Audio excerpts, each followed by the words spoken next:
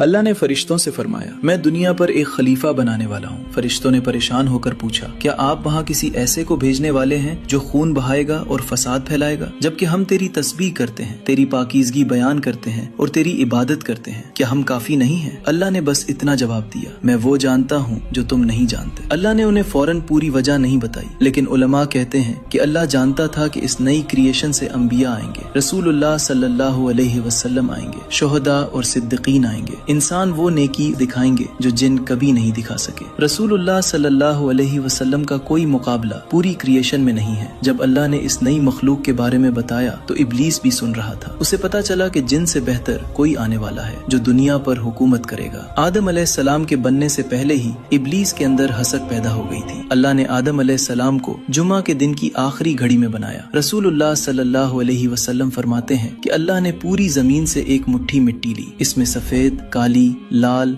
और पीली मिट्टी शामिल थी। पहाड़ों और वादियों की मिट्टी थी। इसीलिए आदम अलैहिस्सलाम की औलाद अलग अलग रंगों की है, कुछ नर्म है, कुछ सख्त, कुछ अच्छे और कुछ बुरे है। अल्लाह ने फरिश्तों को हुक्म दिया, जब मैं उसे मुकम्मल कर लूं, उसको शेप दे दूं और उसमें अपनी रूह फूंक दूं, तो तुम सब उसके आगे सजदे में गिर जाना। जब अल्लाह ने आदम अलैहिस्सलाम में रूह फूंकी तो सबसे पहली चीज जो हुई वो ये थी कि उन्हें छींक आई। आदम अलैहिस्सलाम ने कहा, अल्हम्दुलिल्लाह, यानी तमाम तारीफें अल्लाह के लिए हैं। अल्लाह ने फौरन जवाब दिया, यरहमुकल्लाह, यानी अल्लाह की रहमत हो तुम पर हो। यानी आदम अलैहिस्सलाम के लिए सबसे पहले अल्फाज अल्लाह की तरफ से रहमत के थे। जैसे ही रूह जिस्म में आगे बढ़ी, आदम अलैहिस्सलाम की आंखें खुली और उन्होंने जन्नत को देखा। उन्होंने महल, दरख्त और पल देखे। वो इस खूबसूरती से इतने इम्प्रेस हुए कि रूह पैरों तक पहुंचने से पहले ही वो उन चीजों की तरफ लपक गए। अल्लाह ने फरमाया कि इंसान जल्दबाजी में बनाया गया है, लेकिन इस जल्दबाजी ने अल्लाह को अपनी रहमत बरसाने से नहीं रोका। जब रूह पूरी तरह जिस्म में आ गई तो हुक्म पूरा हुआ। खरबों फरिश्ते आदम अलैहिस्सलाम के आगे सजदे में गिर गए। सुभान अल्लाह, वो नजारा सोचिए। लेकिन इस सब के बीच इब्लीस वहीं खड़ा रहा। घमंड और इनकार की वजह से उसने झुकने से मना कर दिया। तब अल्लाह ने उससे सवाल किया, ए इब्लीस, तुझे किस चीज ने रोका कि तूने सजदा नहीं किया जब मैंने तुझे हुक्म दिया था? इसका जवाब अगले एपिसोड में। लेकिन उन सवालों का क्या जो आज गैर मुस्लिम हमसे पूछते हैं, जैसे कि इस्लाम एक आतंकवादी मजहब है? सूरह तौबा आयत 5 में लिखा है कि काफिरों को जहाँ देखो कत्ल कर दो। 3 तलाक और हलाला जैसी चीजें, या फिर ये इल्जाम कि मुसलमान अपनी बहनों से शादी करते हैं। क्या आपके पास इनका सही जवाब होता है या आप चुप रह जाते हैं? हमने इस्लाम पर उठने वाली ऐसी ही 10 बड़ी गलतफहमियों का जवाब कुरान, हदीस, साइंस और लॉजिक से अपनी ई बुक में दिया है। इसकी कीमत हमने सिर्फ और सिर्फ 49 रुपए रखी है ताकि हर कोई इसे पढ़ सके। अगर आप वाकई सीखने के लिए सीरियस हैं तो कमेंट में लिखें इस्लाम। लिंक सीधा आपके DM में जाएगा।